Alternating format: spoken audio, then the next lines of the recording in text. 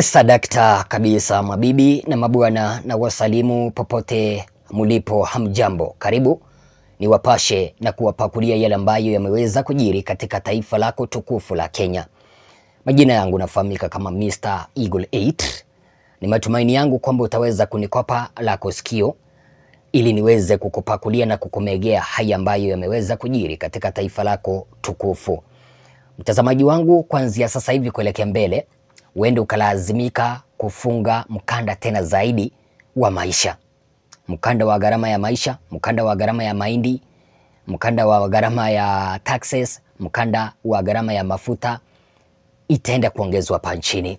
Serikali ya Bwana Ruto imeweza kufichua kwamba wanataka kuongeza taxes mpya ambazo zitaenda kumfanya Mkenya wa kawaida kuumia, Mkenya wa kawaida kulala njaa. Na nielewa. Na taxes hizi ambazo wanataka kuleta ni taxes za mafuta ya petroli, taxes za nguvu za umeme. Na haya ama hizi vitu viwili ndivyo vinatumika hapa nchini. Mafuta unatumia kuweza kusafiri kwa barabara hata kama una gari. Nguvu za umeme unatumia hata kuchaji simu, unatumia kuonea, unatumia kuwatch TV pamoja na kufanya biashara zako. Sasa hivi serikali inataka kuongeza bidhaa hizo katika habari ambazo ninataka kukujuza.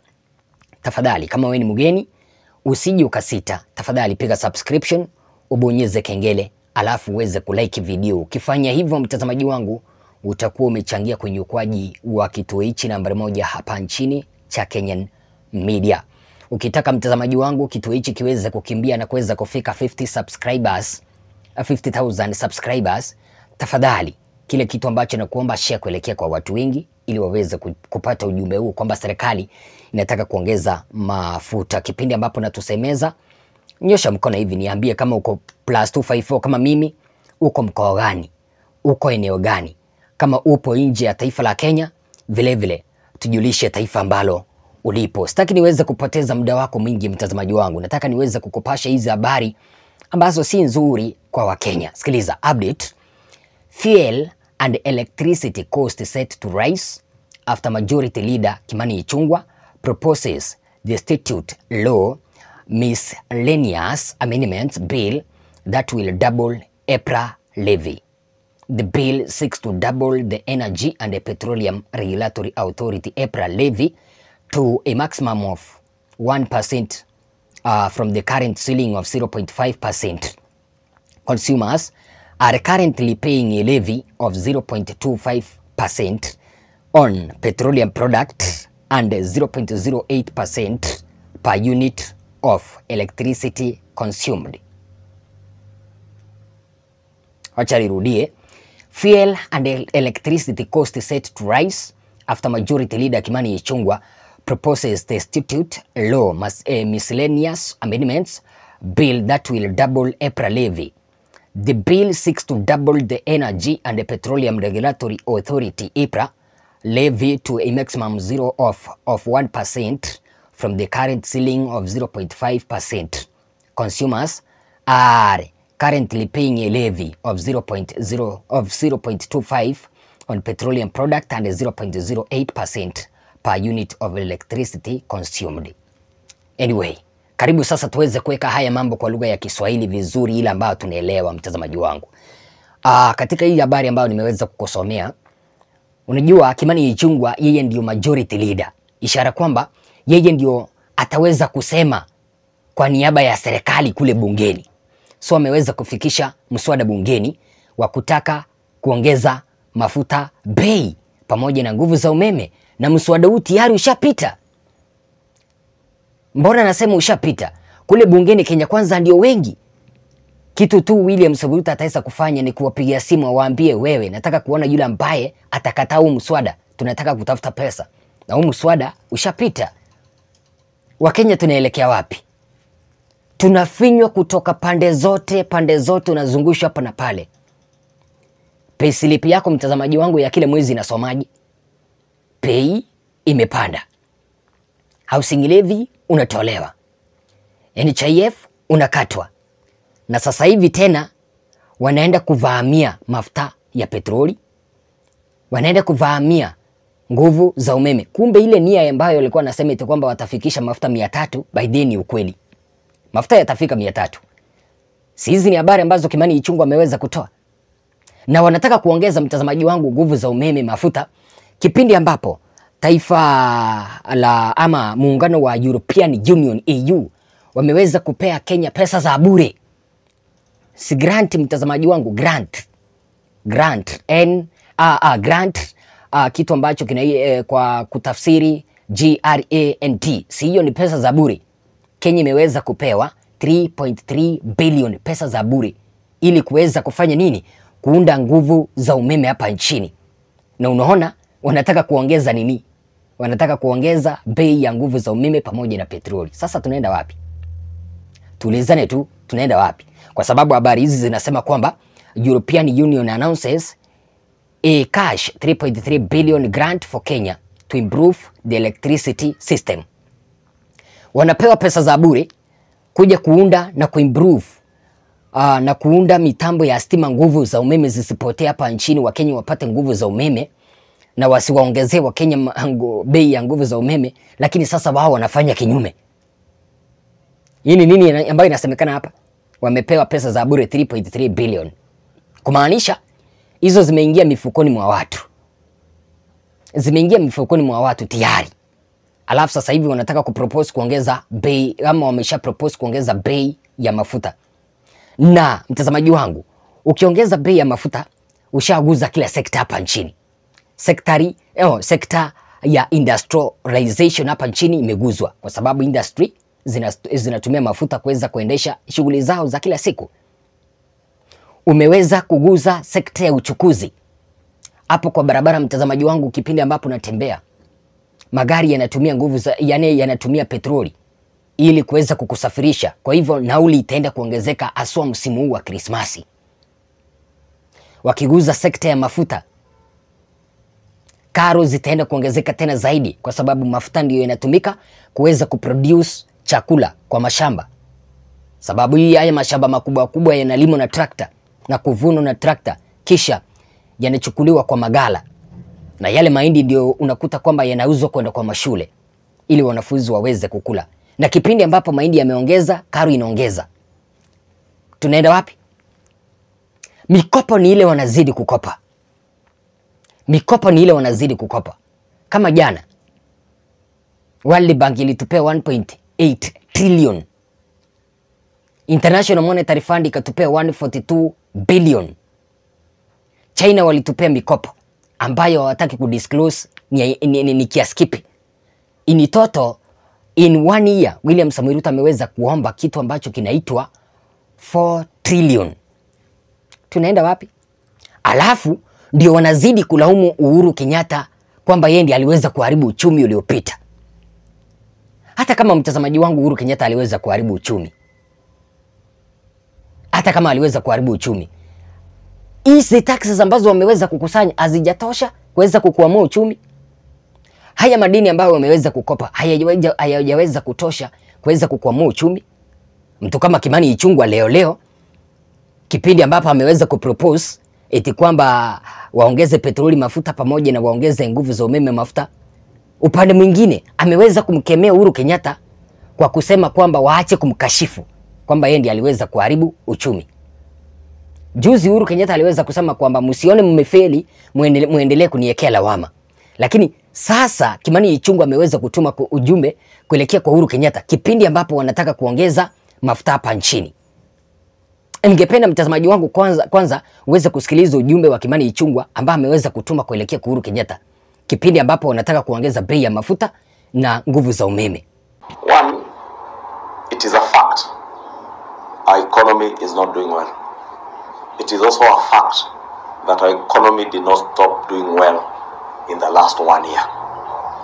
Our problems with our economic problems go back years during his regime. That is a fact of life that Uhuru Kenyatta will never run away from. It is a fact of life that state capture, corruption, and massive looting of our economy destroyed this economy. I've heard my former president saying that there are people who are selling fear to him. Let me tell him, the last person or people to sell fear, their term in office ended last year in August. This administration has no business selling fear to anybody, but saying what is true, the truth, speaking truth to those who think nobody should ever speak truth to them. I spoke truth to Uhuru Kenyatta when I served as his chairman, budget and appropriations, and I told him what he was doing for the economy wasn't good. He ended up threatening me and chasing me away. I will speak truth to Uhuru Kenyatta even today. I will tell him, Mr. President, Mr. Former President, please have no fear. Nobody is interested with you, but you're only interested in Kenyans knowing the truth.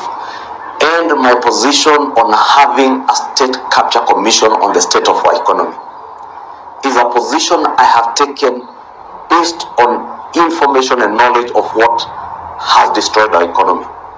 Because this economy has principally been destroyed by state capture. I would want Uhuru Kenyatta today to look Kenyans in the eye.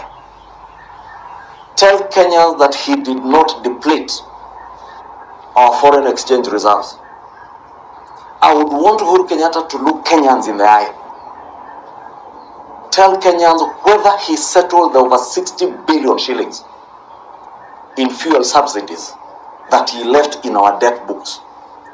Let Uhuru Kenyatta look Kenyans today in the eye and tell them the maize subsidy, money owed to millers, almost 4 to 8 billion shillings, he left in our debt books, is propaganda or is a lie. Because figures speak, numbers talk, and Uhuru Kenyatta cannot run away from his failures.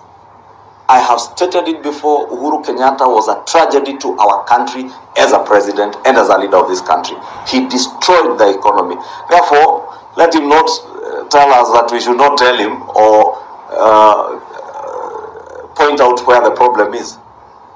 We are cleaning up your mess, Mr. Kenyatta. As we clean up your mess, please give us peace to clean up your mess. We are not interested in what you did. What we are focusing on and what we have been focusing on is forging ahead and getting sustainable solutions. That is why we are not interested in the short-term, knee-jerk, populist position that our friends in AZIMIO have taken. Because they know they didn't work under Kenyatta's regime. In fact, those populist things were being done to hoodwink Kenyans to vote for them. Kenyans did not buy it. It will not work now after the election. We want sound macroeconomic policies that will transform our economy and make our economy strong and prosperous. Unasikia vitu zenye Bwana Kimani Ichung'wah anazungumza, bado lawama anaelekeza kuelekea kwa Uhuru Kenyatta. Unaona sasa hivi venye wameweza kupropose hii tax ambayo wanaenda kuongeza kwa mafuta, mtazamaji wangu, baada ya mafuta kuongezeka, vile vile sasa wataenda kumlaumu Uhuru Kenyatta kwa kuweza ongezeko la mafuta. Umeweza kusikia akisema tu kwamba Uhuru Kenyatta ndiye aliweza kuharibu rate exchange ya shilingi. Kipindi ambapo Uhuru Kenyatta aliweza kutoka, I think shilingi ilikuwa ni 125. Sasa hivi shilingi moja ama dola moja ya Marekani is equals to 152 Kenyan shillings. Kipindi ambapo Uhuru Kenyatta aliweza kutoka, ilikuwa $1 is equals to 125 Kenyan shillings. Nani ambaye ameweza kuharibu uchumi? And now he is now lecturing former President Uhuru Kenyatta that they are now cleaning his mess. For how long are they going to take to clean Mr. Uhuru's mess? 10 years. 10 years. Kipindi ambapo anatuambia tu kwamba Uhuru Kenyatta aliweza kukopa. Hii mikopo ambayo ameweza kuomba yenye imeweza kupitisha mikopo mingi kwa mwaka, wanachukua wapi? Hizi taxes ambazo wanazidi kuwekea Mkenya wa kawaida zinaenda wapi kila siku?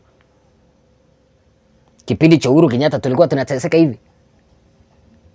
Alafu anatuambia kwamba they don't want to go that shortcut that Jubilee government went of subsidizing products like maize, subsidizing product like electricity, etc. That they want to go the long cut so that they can come up with strategy ambazo zitaunda uchumi wetu. Uchumi wetu, mtazamaji wangu, utaundwa kivipi kipindi ambapo wanazidi kumuongezea Mkenya wa kawaida gharama, wanazidi kuongeza mafuta?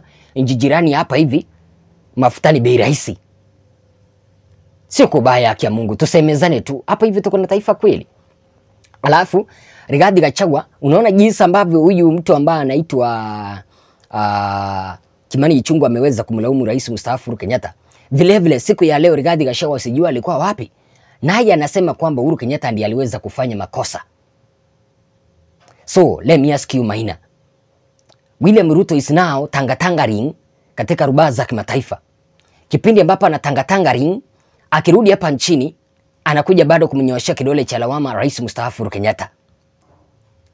But that they are now cleaning is the dust, is mess. Kipindi ambapo wanaendelea kutangatanga, nataka uweze kusikiliza jinsi ambavyo Rigathi Gachagua anasema haya mambo. Those debts must be paid, and they'll be paid by the people of Kenya, not by William Ruto or Rigathi Gachagua. It is the people of Kenya. What we agreed under the leadership of President William Ruto is that we found ourselves in a hole.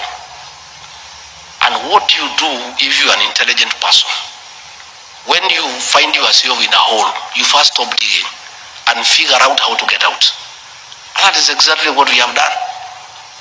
Tightening revenue collection, sealing leakages, making sure that every cent is collected to pay public debt. Let me ask you Mr. Maina. Wamesema kwamba sealing leakages, yani wameweza kufunga mianya ya uporaji. Hizi pesa ambazo zimeweza kupotea 17 billion ambazo zilienda kununua mafuta ya bei ya yale mafuta ya mama Ann Njeri Njoroge ziliweza kutoka wapi? Kipindi ambapo anatudanganya kwamba wameweza kufunga leakages. Pili, wanatuambia kwamba wameweza kumuongezea Mkenya wa kawaida taxes. Ila hatujakataa, ndio hizo wameweza kuongeza. Hizo taxes wanakumbuka kwamba waliweza kuambia Wakenya kipindi cha kampeni kwamba wataongeza taxes lakini wasikope. Si sasa hivi wanaendelea kukopa kutoka rubaa za kimataifa? Si World Bank ilitupea 1.8 trillion jana. International Monetary ikatupea 142 billion. Alafu wanasema eti kwamba they are now tightening taxes, na ndio wanaenda kuongeza nini tax ya mafuta tena. All those people who are criticizing President William Ruto, they need to be honest. Are they telling the president and the government not to honor the debts that we found? These are debts for the Republic of Kenya. Although they were not committed by the present administration, they were debts committed by the government of the Republic of Kenya then. Maina, this Rigathi Gachagua is now saying that they inherited a dilapidated economy. They inherited uchumi ambao ulikuwa umeharibika. Let me ask you, si William Samoei Ruto alikuwa katika utawala uliopita? Si ameweza kusema eti kwamba waliweza kuinherit, kumaanisha hata William Samoei Ruto alikuwa mmoja wao. Wao ndio walikweza, yeye kwanza ndiye alikuwa mmoja wa wale ambao walikuwa na skonda pesa za Kimwared ziliweza kupotea. Pesa za bajeti Henry Rotich mwenye kesi yake imeisha, mabilioni ziliweza kupotea. Yeye ndiye alikuwa mmoja wao. Akina Davis Chirichiri waliweza kufutwa kazi na Uhuru Kenyatta kwa sababu ya wizi wa pesa. Alafu sasa hivi wanakuja kutuambia nini? Wanakuja kutuambia eti kwamba waliweza kupata uchumi ukiwa umeharibika. Uchumi uliweza kuharibiwa na viongozi ambao walikuwa katika utawala uliopita, ambao walikuwa ni wafuasi wa William Ruto, Davis Chirichiri, Henry Rotich pamoja na viongozi wengine na William Samoei Ruto yeye mwenyewe. Akina Rigathi Gachagua si walikuwa wanaiba pesa. Si walikuwa wanaiba pesa. Alafu they are now shouting here, oh, Kenyans are going to pay. Kenyans are going to pay. We are going to pay kipindi ambapo wanaendelea kuiba. Kenyans are going to pay. Na ako serious anasema. Kipindi ambapo wanaendelea kuiba. Kipindi ambapo Mkenya wa kawaida sasa hivi hata senti iende kumbakia. Si basi watuue. Watuue sasa. Si watuue. Mtazamaji wangu, si watuui.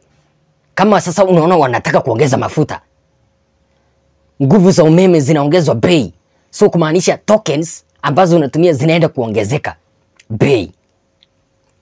Mafuta ya petroli yanaenda kuongezeka bei kipindi ambapo majirani yetu ama majirani zetu wanaendelea kupunguza bei. Tanzania wanapunguza.